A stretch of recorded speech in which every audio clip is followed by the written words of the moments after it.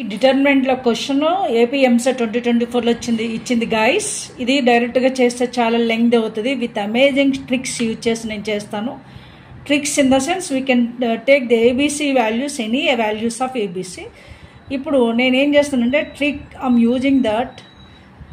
ఇక్కడ options repetition లేకుండా చూసుకోవాలి మన ట్రిక్ యూజ్ చేసినప్పుడు. నేను A0 B1 C1 తీసుకున్నాను అనుకోండి, ఆప్షన్ ఏమి రిపిటేషన్ లేదు. ఫస్ట్ ఆప్షన్ చెక్ చేసి చూద్దాం.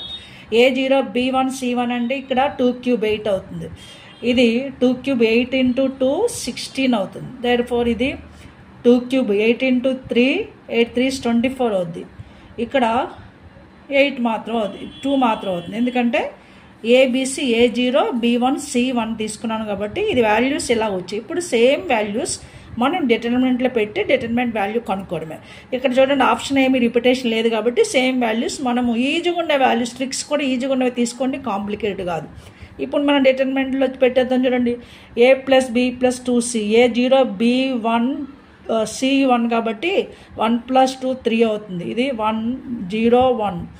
అలాగే సెకండ్ రో వచ్చేసరికి C1 B + C 1 + 1 2 A0 కాబట్టి B1 and C1 A0 C + A అంటే C1 + 0 + 2 3 అయింది. ఇప్పుడు దీన్ని డిటర్మినెంట్ ఎక్స్పాండ్ చేద్దాం. చూడండి గైస్, డిటర్మినెంట్ ఎక్స్పాన్షన్ మీకు తెలుసు.